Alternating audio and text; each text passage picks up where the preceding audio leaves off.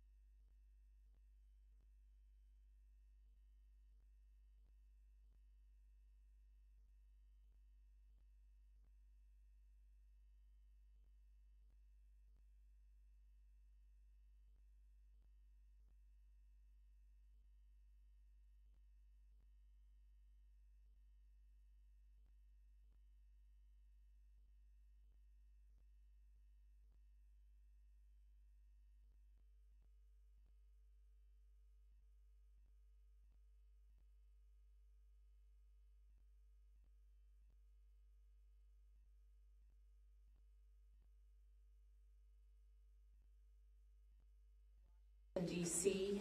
We are here at Reagan National Airport to provide an update on the tragic events of last night. I'm joined by U.S. Transportation Secretary Sean Duffy, DC Fire and EMS Chief John Donnelly, American Airlines CEO Robert Eisen, the MWA, the Metropolitan Washington Airports Authority CEO Jack Carter, United States Senator Mark Warner, United States Senator Tim Kaine, U.S. Representative Don Beyer, as well as the Chief of the Metropolitan Police Department, Pamela Smith. And we are joined by first responders from across the Metropolitan Washington region. I speak for all of us when I say, and certainly all Washingtonians, how very sad we are for American Airlines, for the United States Department of Defense, and for all Americans for the loss of life that happened with the collision of these aircrafts. We know that includes families from across our region as well as in Kansas and across the country. This morning we all share in a profound sense of grief. I do want to thank the first responders who acted quickly last night, who ran towards danger, went into a very frigid river, and have worked throughout the night. Chief Donnelly reported in last night's briefing that we have a strong mutual aid agreement in our region, and those teams have worked together throughout the night in really tough and heartbreaking conditions, and we should all thank them for their heroic efforts. So we'll have several updates today. I'm first going to turn to the Secretary of Transportation, Sean Duffy, and then you will hear directly from Chief John Donnelly with a situational update. Thank you, Mayor. Again, Sean Duffy here, Secretary of Transportation. We wish we were gathering for different purposes today.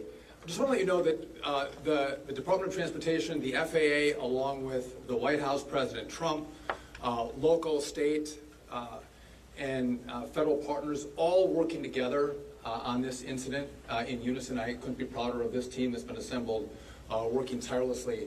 Mayor, I want to thank you specifically for your work. A few details I'd like to give all of you, and some of you reported this, but last night, if you live in the DC area, you would know that this was a clear night last night. The helicopter was in a standard pattern. If you live in the DC area, you'll see helicopters up and down the river. This flight pattern is seen oftentimes when you live in DC. This was a standard flight pattern last night as well. The American Airline flight coming into land was in a standard flight pattern as it was coming into DCA. So this was not unusual with a military aircraft flying the river and aircraft landing at DCA. And again, if you live in the area, you'll see that frequently with those two aircraft working together. As many of you have reported, we have located the two aircrafts. The fuselage of the American Airline plane was inverted. It's been located in 3 different sections. It's in about waist-deep water, so that recovery is going to go on today as that recovery takes place of the fuselage of the aircraft. NTSB is going to start to analyze that aircraft, partner with the FAA with all of the information we have to get the best results possible for the American people. I would just say that safety is our expectation.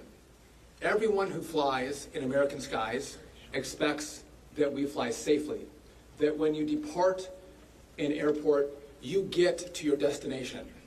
That didn't happen last night. And I know that President Trump, his administration, the FAA, the DOT, we will not rest until we have answers for the families and for the flying public.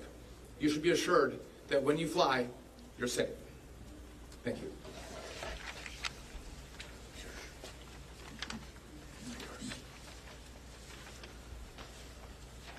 Thank you, Secretary. Thank you, Mayor. I'm joined today with Fire Chief Bonnet from the Metropolitan Washington Airports Authority, and I'm John Donnelly, Chief of the District of Columbia Fire and EMS Department. Last night at 8:48, the control tower sounded an alert, which alerts responders to respond to a report of an aircraft crash on or near the airport. That sets off an immediate response from the Airport Authority Fire Department, from the District of Columbia and Metropolitan Harbor Patrol fireboats and other fireboats on the river in order to support that type of operation.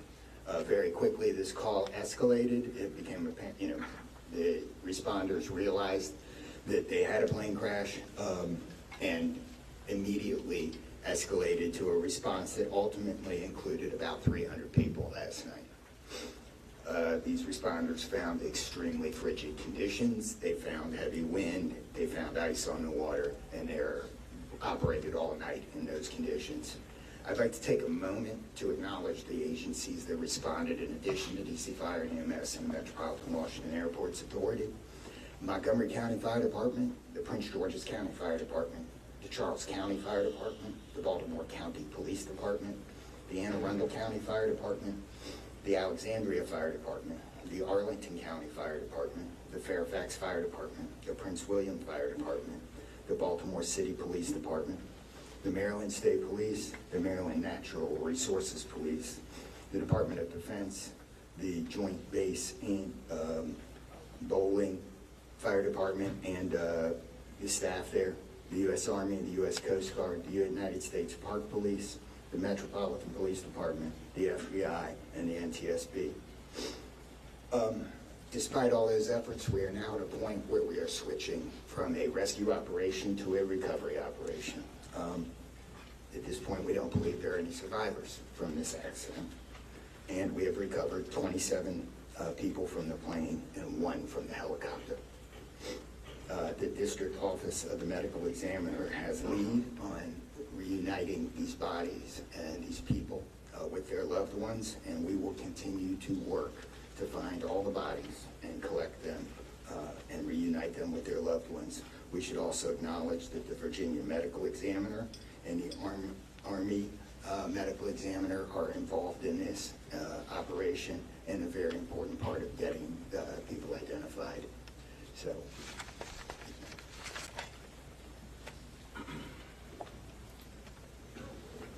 Our hearts are certainly with all of the crew in American Airlines, and we'll hear from CEO Isom.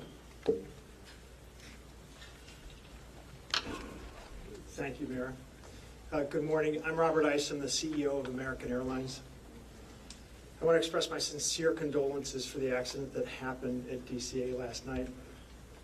We're absolutely heartbroken for the family and loved ones of the passengers and crew members, and also for those that were on the military aircraft. Our focus right now is doing everything that we can to support all of those involved and also the PSA Airlines team. This is devastating. We are all hurting incredibly. We urge any family and friends looking for information about their loved ones to call our designated helpline, and that's at 1-800-679-8215, 1-800-679-8215. And here's what I can share at this early stage. American Eagle Flight 5342, operated by PSA Airlines, traveling from Wichita, Kansas to Reagan National Airport, was involved in an accident just before 9 p.m. local time on final approach into Reagan National. It collided with a military aircraft on an otherwise normal approach, and at this time we don't know why the military aircraft came into the path of the PSA aircraft. Flight 5342, a CRJ 700, was under the command of 4 crew members. They carried 60 passengers, as you know, for a total of 64 people on board. In addition to local resources already here in DC, American Airlines has activated our care team, and that's a group of specialists that are trained to support these types of responses. These team members are on site or arriving soon. And additionally, we have members of our GO team that are on ground here in DC, and they're being deployed with resources to do everything that we can to take care of the needs of the families and the loved ones of the passengers and crew members. And that is our sole focus. And we're so grateful for the first responders. They've been working through the night, courageous efforts. And we're actively working with local, state, and federal authorities on emergency response efforts and closely coordinating with PSA Airlines as they cooperate fully with the NTSB on the investigation. I know that there are many questions. At this early stage, I just won't be able to answer many, but we'll provide additional information as it comes. Thank you. I want to introduce the Metropolitan Washington Airports Authority CEO, Jack Potter. The authority manages Reagan Washington National and Dulles International. Good morning and thank you, Mayor. First, let me begin by expressing our condolences for all the victims of this flight and for their families. There's a lot of grieving going on, and so we're very sympathetic to that. I want to echo what was said about the first responders. When there's a problem in this area, everybody drops everything and they rush to wherever the problem is. So I want to thank the chief, the entire team from Washington, D.C., but just as important, the list of folks that the chief described. The federal authorities have been here en masse, and so a lot of effort was brought to bear. Unfortunately, we weren't able to rescue anyone, but we are in the recovery mode right now. And I just want to, last night I expressed the fact that we hope to open at 11 o'clock today, and that is still the case. We're going to open the airport at 11 o'clock. And again, condolences to the families, and thanks to the many, many who are still out there working very, very hard to complete this recovery. Thank you, ma'am. I do want to acknowledge that the Virginia Transportation Secretary is here, in addition to the Alexandria Mayor, and I will like to ask members of the Virginia Congressional Delegation to the podium next.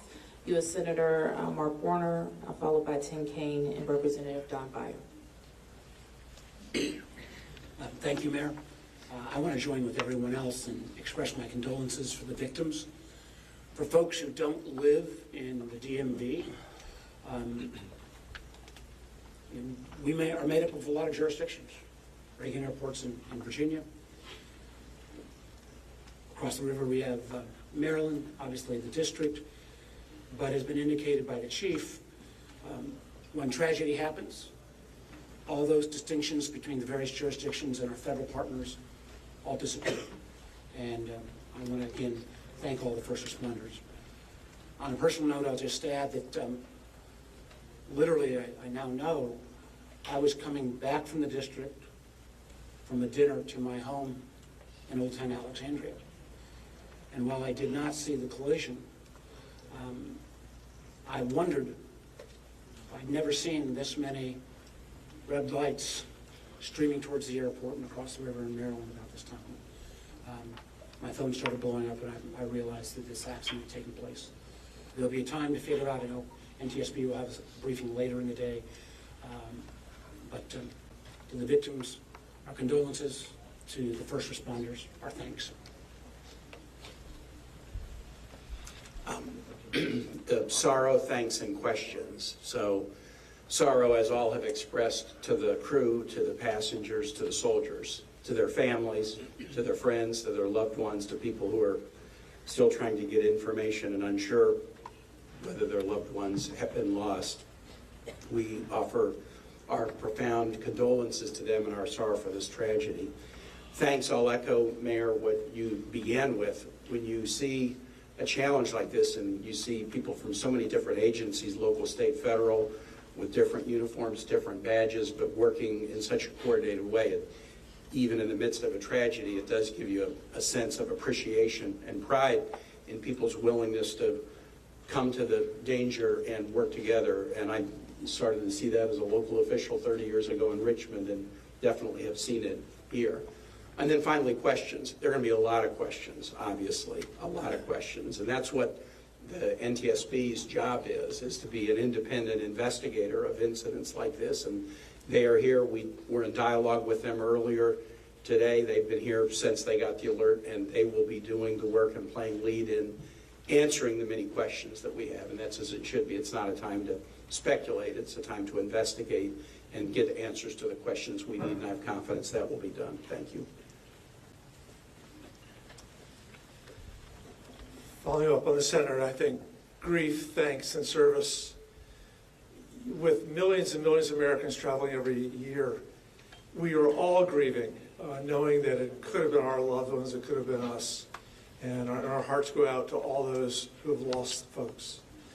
In a most partisan place also, I'm really thankful that Democrats and Republicans, people from all over, have come together to try to make sure that people are served.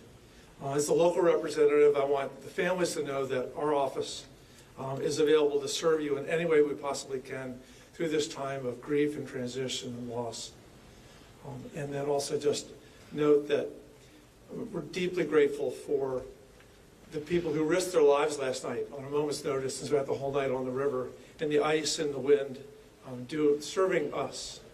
And then finally, as Senator Kaine, Senator Warner noted, after the NTSB investigation, we've got to make sure that at the federal level and with the support of Virginia, Maryland, D.C., we're doing everything we can to make sure this does not happen again.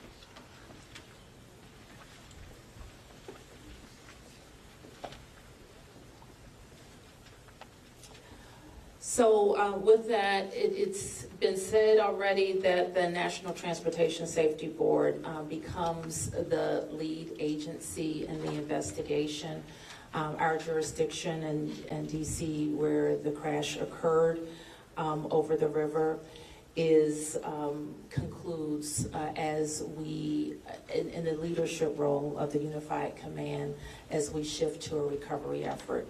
We expect the National Transportation Safety Board to provide briefings to the press later in the day. So at this point, we can take a few questions. Yes? Can you say without a shadow of a doubt that people are safe to fly?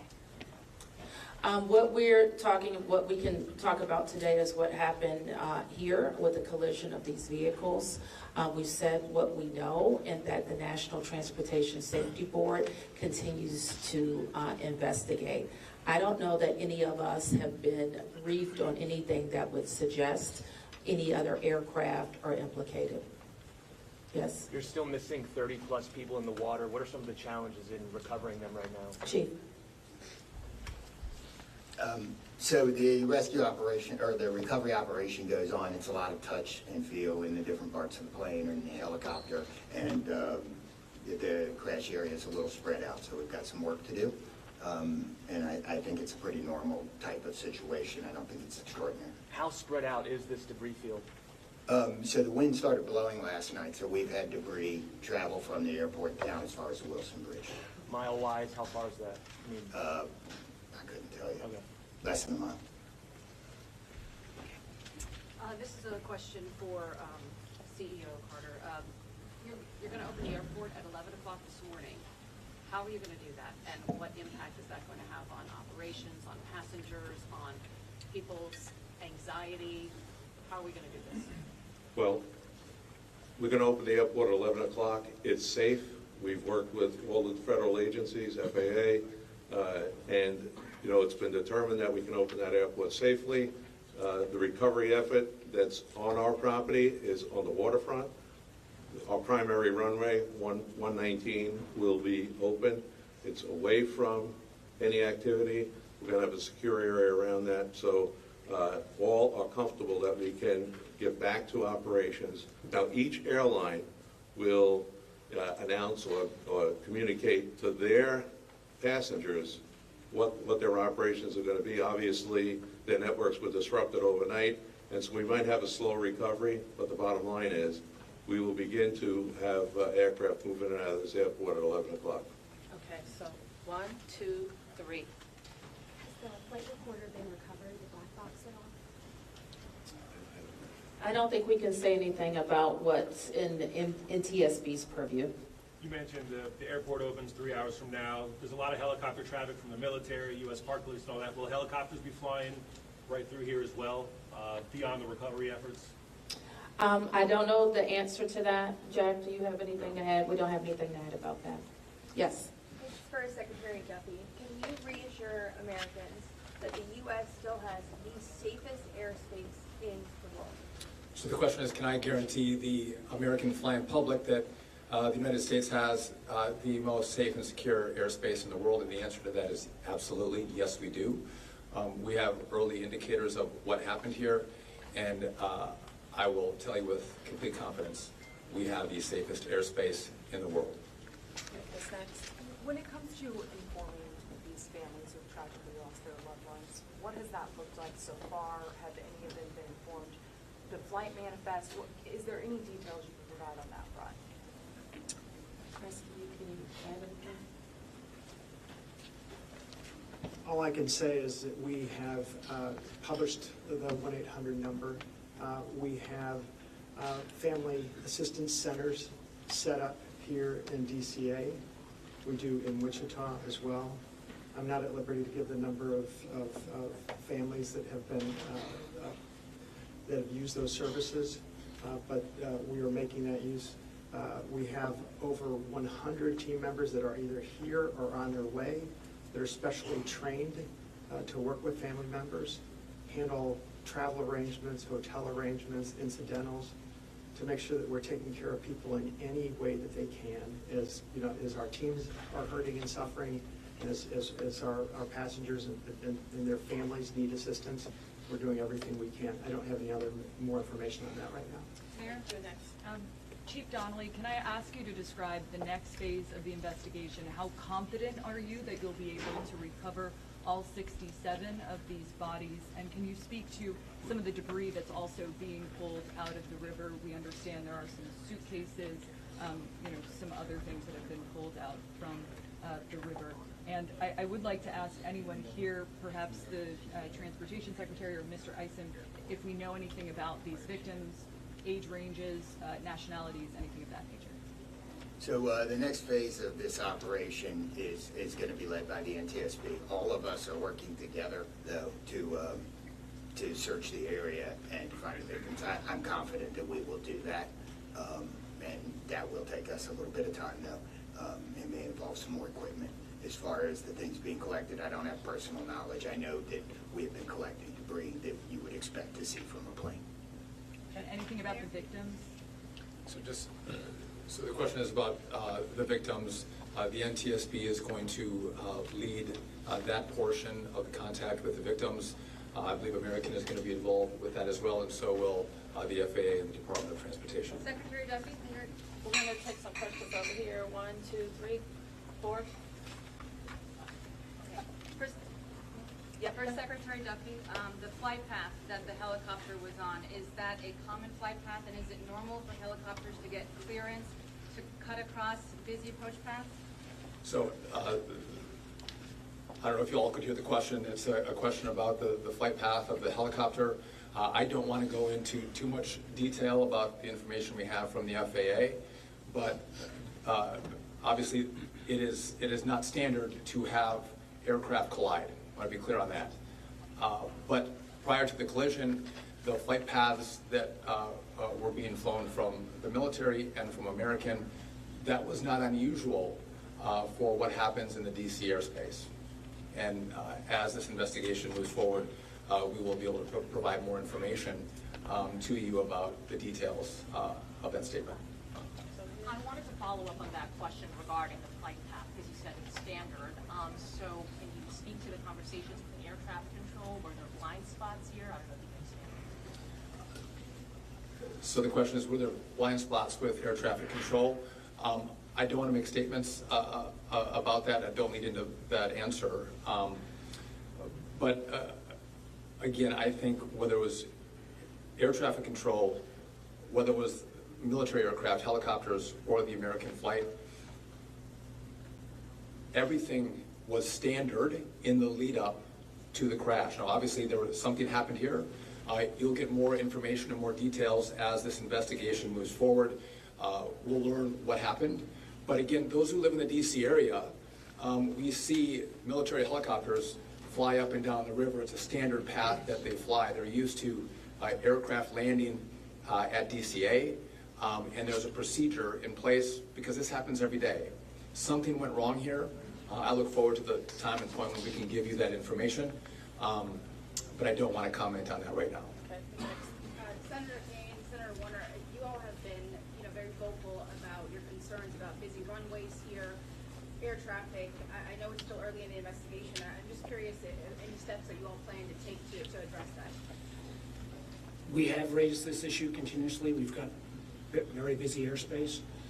I think we will ask questions, but at the appropriate time. But we are in this period right now where families are still being notified. We're trying to figure out what happened. There'll be time for those discussions. Yeah, I'd just say the same thing. We've been pretty plain about our concerns, but it isn't a good time to speculate right now. We have faith that the NTSB will provide the answers about this. Okay, you 4 here, and I'm going to take 3 in the middle, and then we're going to have to wrap 1, 2, 3 after this young man. Thank you, appreciate it. Chief, I know I can imagine it must be traumatic for your first responders to have to deal with this. How are they doing right now, and are you all going to be offering any services to help them as they process this? So thank you for the question. Our first responders are resilient people, but yes, this call will be hard for them. Our peer support teams are already engaged with the responders, and we'll be following up on that to make sure that they're okay. But I think the concern is real. Okay. Thank you, Ms. Mayor. What kind of communication was there between the helicopter and the tower, the plane and the tower, and the helicopter and the plane? I don't want to say too much on the communication between the helicopter in the tower and the airline in the tower, but I will say this: there was communication. It was, I would say, standard communication. So there was not a breakdown, if that's your question, in communication between the military helicopter and the American Airline flight. There was communication between the aircraft and the tower. Was the plane aware there was a helicopter in the area?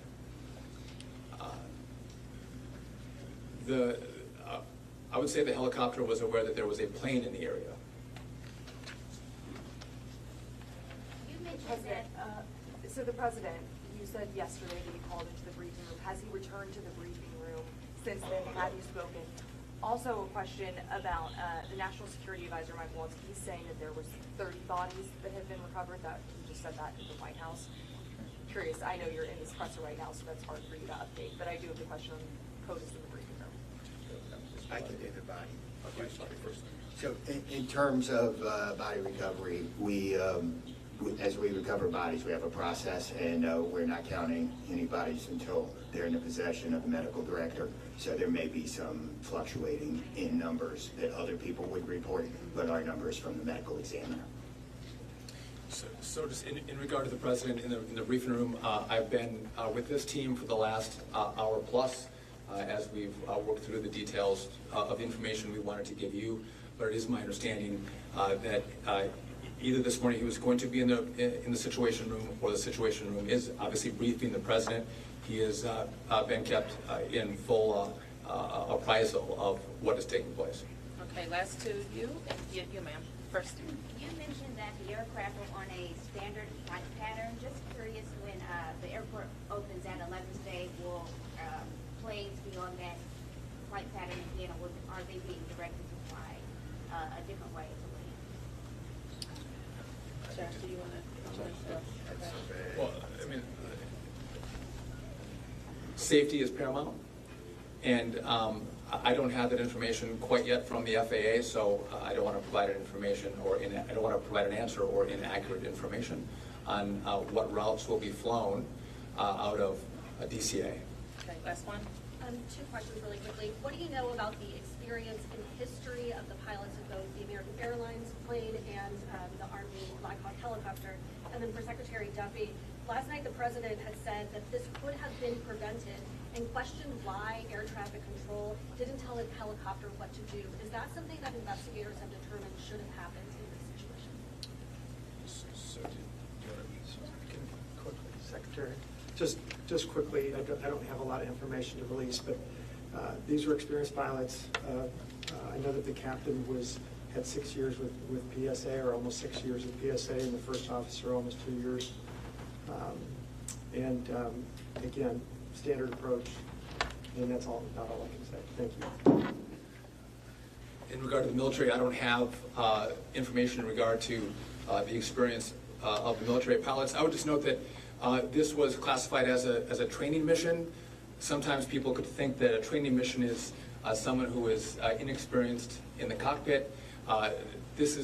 We call these missions that are flown in the DC area as our pilots are getting hours in experience training missions. So don't read into that we had how many hours the pilots on the military aircraft had. And you had another question for me that was? Last night the president had said that this could be prevented, and also that air traffic control, questioning why they may not have communicated with the helicopter telling them what to do. So we are going to wait for all the information to come in from this vantage point, but to back up what the president said, what I've seen so far, do I think this was preventable? Absolutely. Thank you. Is there an acting FAA director? Thank you, everyone.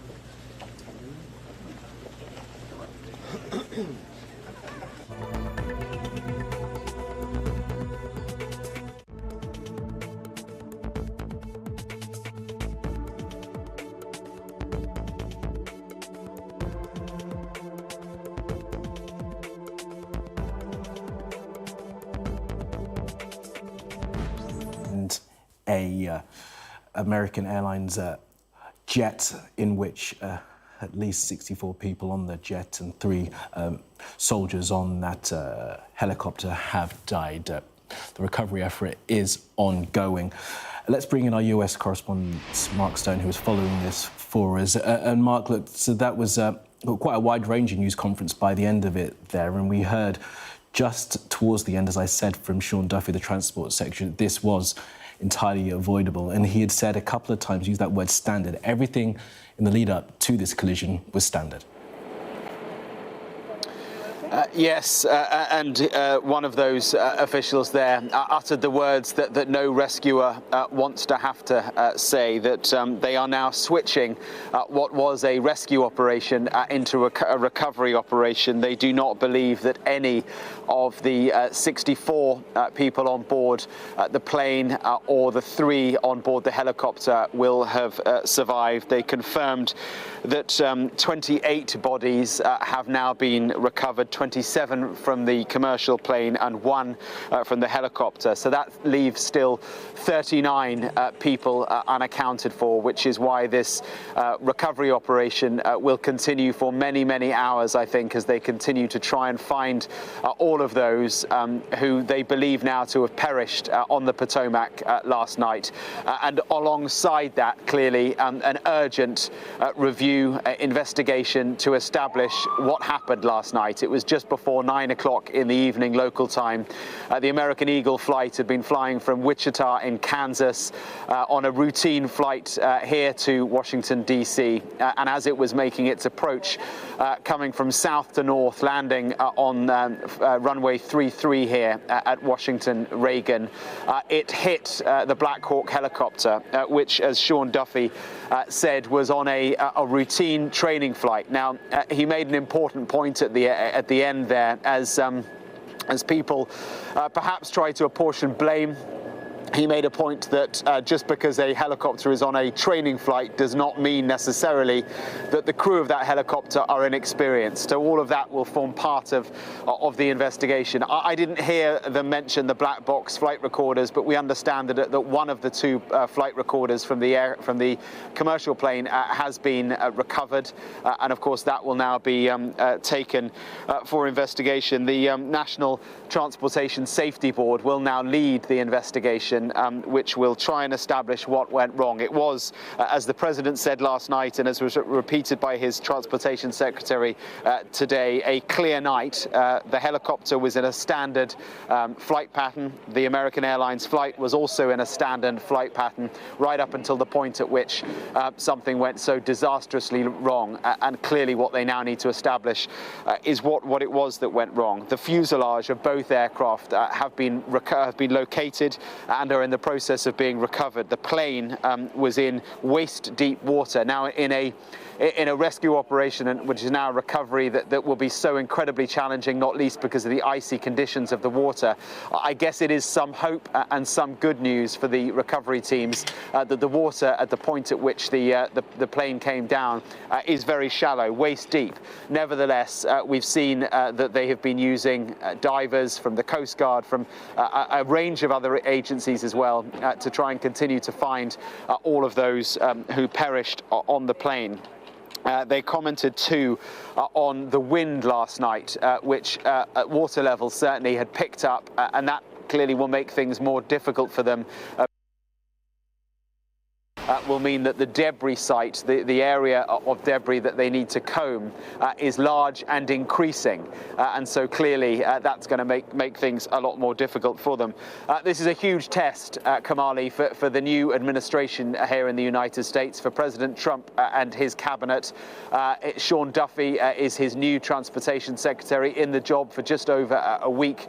An experienced politician, a representative in the House of Representatives for many years, a reality TV star before that, but a man who has now been thrust into what for a transportation secretary is going to be one of the most challenging moments, to be the face of such a tragedy, and to reassure the American people that flight travel is safe. And he was asked precisely that, and he said that he believes that there is no safer airspace than that in the United States. This airport, incidentally, DCA, is due to reopen at 11 o'clock, so in a few hours' time, although they pointed out it will be up to airlines themselves to establish how they resume operations. But pretty quick, pretty swift to be able to reopen the airport just over 12 hours after this horrendous tragedy.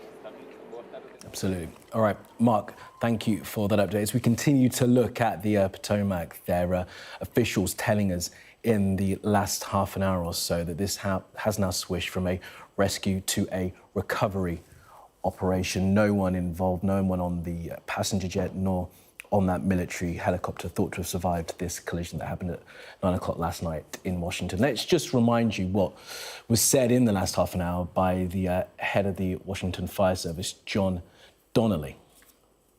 Last night at 8:48, the control tower sounded an alert, which alerts responders to respond to a report of an aircraft crash on or near the airport. That sets off an immediate response from the Airport Authority Fire Department, from the District of Columbia and Metropolitan Harbor Patrol fire boats and other fire boats on the river in order to support that type of operation.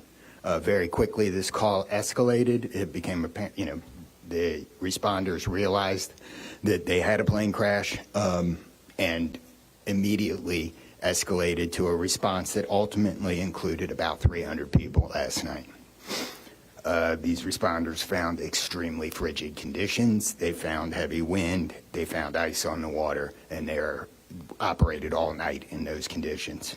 I'd like to take a moment to acknowledge the agencies that responded in addition to DC Fire and EMS and the Metropolitan Washington Airports Authority: Montgomery County Fire Department, the Prince George's County Fire Department, the Charles County Fire Department, the Baltimore County Police Department, the Anne Arundel County Fire Department, the Alexandria Fire Department, the Arlington County Fire Department, the Fairfax Fire Department, the Prince William Fire Department, the Baltimore City Police Department, the Maryland State Police, the Maryland Natural Resources Police, the Department of Defense, the Joint Base in Bowling Fire Department and the staff there, the U.S. Army, the U.S. Coast Guard, the United States Park Police, the Metropolitan Police Department, the FBI, and the NTSB. Despite all those efforts, we are now at a point where we are switching from a rescue operation to a recovery operation. At this point, we don't believe there are any survivors from this accident, and we have recovered 27 people from the plane and 1 from the helicopter.